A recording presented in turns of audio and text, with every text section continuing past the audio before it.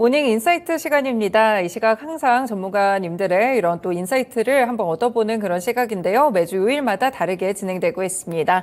네, 화요일인 오늘은 IT에 대해 살펴보면서 미래 변화에 대한 내용들 함께 체크해 보도록 하겠습니다. 오늘도 미래사회 IT연구소의 김덕진 소장님 함께합니다. 소장님 안녕하세요. 네, 안녕하세요. 반갑습니다. 김덕진입니다. 네, 지난주에 저희가 또 챗 GPT 이야기를 상당히 많이 좀 나눴던 것 같은데 네. 좀 더 구체적으로 더 살펴보겠습니다. 네. 네, 챗 GPT에 대한 부작용들을 저희가 또 중점적으로 얘기를 했던 것 같은데 현재 챗 GPT가 가진 한계점들이 좀 있죠? 네, 일단은 가장 큰 것 중에 하나가 데이터가 2021년까지밖에 없다는 거겠죠. 네. 그렇게 되니까는 이제 얘한테 뭔가 2022년이나 2023년 걸 물어보면 대답은 잘해요. 네. 근데 대답이 틀립니다. 아, 그렇군요. 그래서 네. 이런 걸 이른바 우리가 뭐 할루시네이션이라고 표현을 하기도 하는데 이른바 환각 현상이죠. 그래서 정확하게 알지 못하는 것들도 정말 아는 것처럼 얘기를 하다 보니까 사람들이 좀 헷갈리는 경우들이 있고요. 그 다음에 또 아까 말씀드린 최신 정보에 대해서 정확하게 팔로우업 되지 않는다는 것, 뭐 이런 것들이 가장 큰 문제로 나오고 있고 또 그 외에도 이게 이제 생성형 AI다 보니까 대화를 잘하긴 하는데 네. 뭐 계산이라거나 아니면은 뭔가 우리가 보여진다거나 이런 부분에서의 좀 한계점들이 있다라는 겁니다. 그리고 또 이제 가장 큰 것 중에 하나는 운영비도 상당히 좀 많이 들고 그리고 이제 탄소 배출량 우리가 네. 말하는 ESG적인 관점에서도 좀 이슈가 있다. 뭐 이런 이제 약간 문제 덩어리라고 볼 수 있지만 그럼에도 불구하고 사람들이 그런 것들을 다 감내하면서 지금 쓰고 있는 거죠.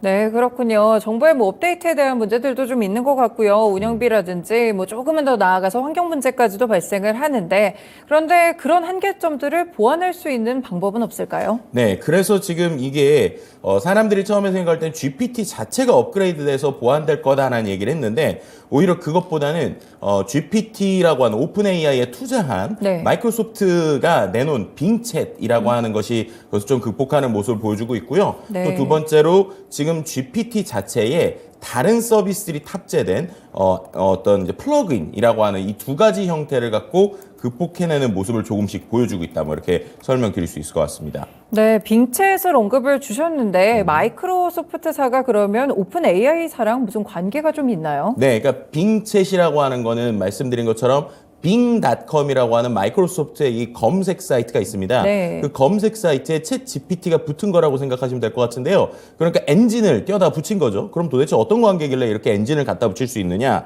마이크로소프트가 오픈 AI의 거의 독점적 투자자입니다. 아, 그렇군요. 네, 그래서 2019년에 이미 한 10억 달러, 그러니까 우리나라 돈으로 한 1조 2천억에서 1조 3천억이죠. 그 정도를 투자했고요. 최근에 추가적으로 100억 달러, 그러니까 한 13조 원 정도를 더 투자했어요. 엄청 했네요. 네, 네. 그러니까 한 14조 원 이상 투자를 한 것이죠. 그러니까 이렇게 되다 보니까 지금 오픈 AI가 원래는 비영리 단체인데 영리 법인을 하나를 만들었습니다. 네. 근데 그 영리 법인의 지분 49%를 마이크로소프트가 지금 가지고 있는 상황이에요. 그렇게 되니까 결국에는 뭐 이것을 가지고 전반적으로 운영하거나 도움을 줄 수 있는 이런 상황이라 볼 수 있을 것 같고요.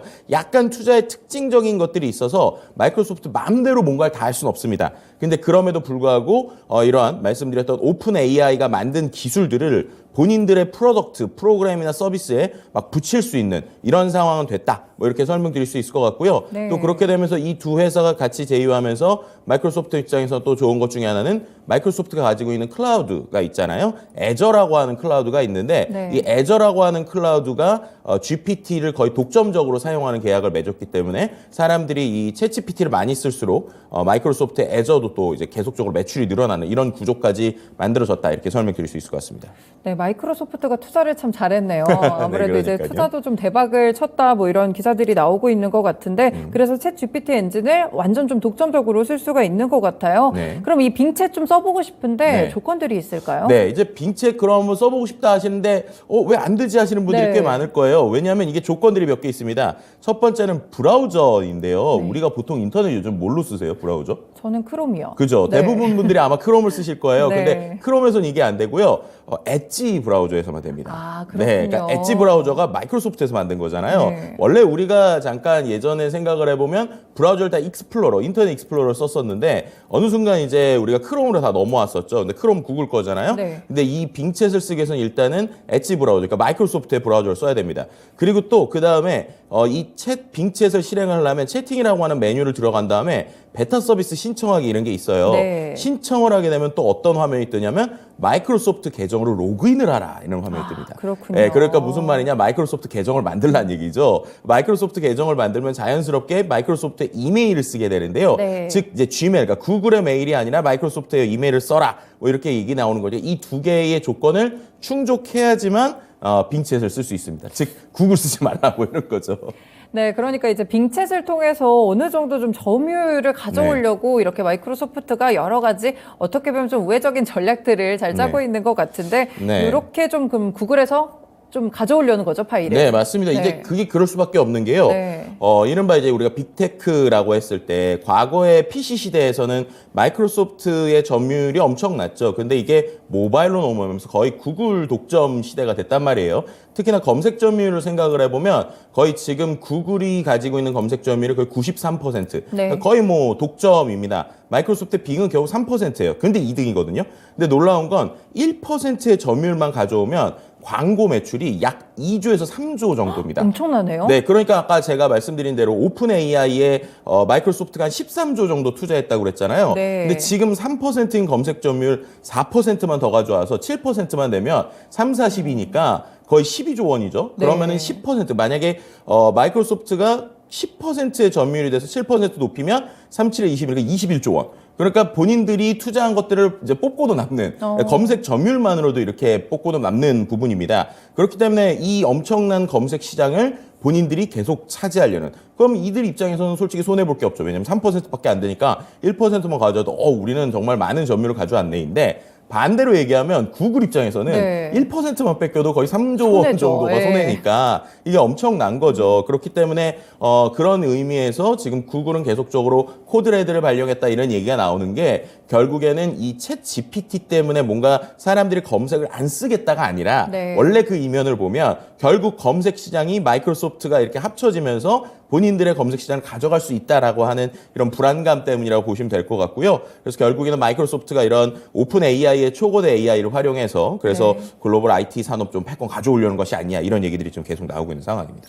네, 그러니까 챗 GPT를 잘 활용을 해가지고 지금 구글이 거의 독점하고 있는 그런 시장에서 마이크로소프트가 조금씩 점유율을 좀 가져오려는 것 같은데 그렇게나 수익이 많이 나는지는 몰랐어요. 네네. 네, 그러니까 또 확실하게 점유율을 좀 가져왔을 때 광고 수익까지 실적 개선까지 연결될 수 있는 포인트들이 있었습니다. 네, 마이크로소프트가 지금 빙챗 말고도 네. 아까우니까 챗 GPT를 활용해서 좀 여러 가지를 만들 것 같은데 또 네. 만들고 있는 게 있나요? 네, 가장 큰 건데요. 네. 코파일럿이라고 하는 녀석입니다. 네. 이게 쉽게 설명드리면 마이크로소프트 하면 우리가 떠오르는 가장 큰 프로덕트는 역시 오피스 군이겠죠. 그쵸, 뭐 네. 워드나 파워포인트나. 실제로 이제 최근에 마이크로소프트 내부에 계시는 분들이 SNS에 올렸는데 마이크로소프트가 가진 모든 프로덕트에 이 챗GPT를 붙일 수 있는 방안들을 연구하라라는 것들이 네. 이제 위에서 어떤 오더가 내려왔다고 그래요. 그래서 그거에 어떤 첫 번째 모습으로 우리에게 보여주고 사람들이 가장 놀라움을 불러일으킨 게 바로 코파일럿이라고 하는 녀석입니다. 그럼 이거 뭐냐? 네. 쉽게 설명드리면 우리가 쓰는 워드, 파워포인트, 엑셀 요게 다 챗GPT가 붙는다고 생각하시면 돼요. 오, 너무 신기해요. 네, 그렇게 되면은 예를 들어서 우리가 뭔가를 쓴다라고 하면 그 안에서 여러 가지 것들이 나오겠죠. 뭐 예를 들면 지금 뭐 화면이 좀 나오는 것 같은데 엑셀이라는 걸 우리가 쓰게 되면 네. 보통 엑셀에서 우리가 제일 어려운 것 중에 하나가 함수를 쓰거나 맞아요, 너무 아니면 뭐 어려워요. 이 표가 뭐야 이거 분석해야 되나 이런 거잖아요. 이 코파일럿은요 그냥 엑셀 표 하나 띄워놓고 그 다음에 거기에서 오른쪽에다가 이거 분석해서 세 줄로 요약해줘. 그럼 그냥 요약을 해요. 너무 신기하네요. 그리고 요약을 한 다음에 그거를 그래프로 그려줘 라고 하면은 지금 화면 보시는 것처럼 저렇게 그래프와 표를 그려줍니다. 그리고 나서 중요한 포인트에 색칠해줘 라고 하면 색칠을 하고요. 그리고 거기서 끝나는 게 아니라 저 표를 기준으로 만약에 우리가 다음 분기가 어떻게 될 것 같아 예측해봐. 예측을 합니다. 예측을 한 다음에 그 예측한 것들을 또 표로 그려줘 라고 하면 또 그것도 표로 그려주고요. 그 다음에 임팩트 있는 한 줄로 정리해줘. 그럼 또 이걸 한 줄로 정리하는 거예요. 그러니까 우리가 어떤 엑셀의 어떤 기능 하나도 몰라도 그냥 사람들한테 시키는 이런 형태에 가깝게 시키면 된다라는 거죠. 네. 그리고 이제 또 파워포인트. 저는 이것도 이제 엄청났는데 예를 들어서 어떤 파워포인트 디자인을 하나도 할 줄 모르는 사람이다라고 생각을 해보세요. 그러면 내가 PPT를 어떻게 잘 만들지 모르니까는 디자이너에게 맡기고 이러잖아요. 네. 근데 이 코파일럿을 쓰면 어떻게 되느냐? 그냥 우리가 만든 문서 있죠. 네. 그 문서를 그냥 이 PPT 코파일럿을 띄웁니다. 그리고 거기다가 이 문서를 바탕으로 해서 그냥 PPT를 만들어줘. 네. 라고 하면 그냥 PPT를 만들어요. 정말 신기하네요. 네, 그리고 이제 단순히 PPT를 만드는 걸 끝나는 게 아니라 이 PPT를 만들면서 이거는 제가 문서를 봤더니 한 5장 정도의 10분 분량으로 만들었습니다. 라고 하면서 PPT를 만들고요. 네. 그 다음에 이제 사람이 보다가 이런 내용이 좀 추가되면 좋을 것 같아 라고 추가시켜줘 라고 하면은 그 PPT 슬라이드도 추가시켜주고 텍스트가 너무 많은 것 같아. 이미지로 바꿔주면 이미지로 바꿔주고 애니메이션 넣어줘 그럼 알아서 애니메이션을 넣어주고 이제 가장 사람들이 놀란 게 그렇게 다 만들었는데 밑에 보니까 뭐가 써 있어요. 네. 뭐가 써 있느냐 발표자 노트 부분을 스스로 다 써준 거예요. 엄청나네요. 네, 그렇게 되니까 나는 보고서만 만들고 PPT에 올리면 자기가 알아서 해주니까 뭐 이런 것들을 보고 야, 이거는 도대체 우리가 이런 수준을 만약에 일에 이제 적용이 되게 되면 좋기도 하지만 또 소위 이제 기본적인 일을 하는 신입사원들은 또 무슨 일을 해야 될까 뭐 이런 여러 가지 생각을 하게 하는 것들이 이 코파일럿의 데모였다 뭐 이렇게 설명드릴 수 있을 것 같습니다. 네, 저도 화면을 통해서 지금 같이 좀 만나봤는데 네. 대학교 때로 다시 돌아가면 저 A+ 맞을 수 있을 것 같아요. 네. 그러니까 아이디어만 있으면 네. 모든 걸 잘할 수 있는 아주 그런 시대가 되는 것 같아요. 네, 그러면 이제 아무래도 업무에서 가장 좀 그런 변화들이 많이 일어날 것 같은데요. 네, 맞습니다. 그래서 이번에 이 마이크로소프트에서 한 이제 자기네들의 그러니까 발표의 이름이 Future of Work예요. 네. 그러니까 일의 미래라는 거죠. 그러니까 AI가 주는 일의 미래가 이렇게 된다라는 걸 보여준 건데요. 근데 우리가 생각을 해보면 이게 일단은 업무 스타일에 대해서 대대적인 변화가 될 수 있죠. 왜냐하면 우리가 지금 그다음에 이제 제가 앞에서 설명 안 드렸는데 얘가 처음에 어떤 식부터 시작이 되냐면 일단은 화상 회의를 합니다. 네. 화상 회의 할 때 우리가 뒤에 늦춰져서 들어올 수도 있죠. 그럼 늦춰서 들어오면 우리가 그럼 앞에 무슨 얘기했어 이럴 수 있잖아요. 네. 근데 그런 얘기할 필요가 없어요. 그러면 왜냐하면요 이 마이크로소프트 팀즈에서 지금까지 회의했던 내용을 실시간으로 요약을 해서 텍스트로 보여줍니다. 그렇게 또 어떻게 되느냐 제가 또 중간에 회의하다가 딴짓을 하고 있어요. 그러다가 갑자기 김대리 김 과장 이렇게 얘기하면 이러는 게 아니라 그 앞에서 마이크로소프트 그 팀즈가 지금까지 이야기한 걸 딱 요약해서 보여주고 네. 그럼 그걸 기반으로 내가 어떤 얘기를 하면 되는지도 선택지로 1번, 2번, 3번 알려줍니다. 그러니까 그거를 갖고 얘기를 하고요. 얘기를 한 내용을 기반으로 해서 그 다음에 회의록을 써야 되는데 네. 회의록을 아까 요약해줬잖아요. 그 요약한 거를 또 워드에다 넣으면서 야 이거를 기반으로 회의록 써줘 라고 하면 알아서 템플릿을 잡아서 회의록까지 써준단 말이에요. 그리고 그걸 갖고 엑셀도 만들고 파워포인트도 만드니까 우리가 생각하는 특히나 이런 그 도구를 활용하는 작업들이라고 하는 것이 정말 자동화되면서 우리 업무의 속도나 아니면 흐름이 달라질 수 있겠구나라는 생각을 하게 되는 거죠. 네. 그 다음에 또 한 가지 생각해 볼 게 그렇게 되면은 우리가 지금까지 이 작업을 하기 위해서 썼었던 인력이나 혹은 외주들이 있습니다. 네. 예를 들면은 우리가 파워포인트를 좀 멋지게 만들기 위해서 뭐 여러 가지 기관에 맡기거나 뭐 업체에 맡기기도 하죠. 또 엑셀 같은 경우에도 그 안에서 여러 가지 함수를 쓰는 전문가들이 있기도 한데 그럼 그런 사람들은 이제 필요한 것이냐 아니면 그쵸. 그런 사람들은 없이도 되는 것이냐라고 하는 고민이 또 생기게 되고요. 그럼 이제 우리는 이렇게 줄인 시간을 가지고 나머지 시간에 어떤 것을 할 것이냐라는 고민들이 들어가게 됩니다. 그리고 또 한 가지 이제 어떤 개인의 입장 말고 그 어떤 산업의 입장으로 보면 마이크로소프트가 이렇게 되면서 역으로 지금 스타트업들이 상당히 위기인 스타트업들이 많아요. 예를 들면 아까 그런 엑셀을 자동화해 주거나 네. 파워포인트를 자동으로 만들어 주거나 이런 것들을 하는 전문 스타트업들이 있었거든요. 근데 그런 스타트업들이 더 이상 필요가 없게 되는 거죠. 그리고 이제 또 두 번째로 실제로 이번에 마이크로소프트가 이것뿐만 아니라 우리가 알고 있는 뭐 슬랙이나 여러 가지 업무 툴과 아주 비슷한 툴들을 많이 만들어냈습니다. 왜냐하면 그거를 갖고 자기네들의 이 코파일럿에 연결하겠다는 건데 그럼 역으로 그런 생산 툴만 하고 있는 업체들 같은 경우에는 마이크로소프트가 그럼 다 하려는 거냐 네. 이런 식의 이제 고민들을 하게 되는 이런 한 번 더의 변화를 크게 가져올 수 있는 어떤 움직임들을 마이크로소프트가 보여줬다라고 할 수 있는 것이죠.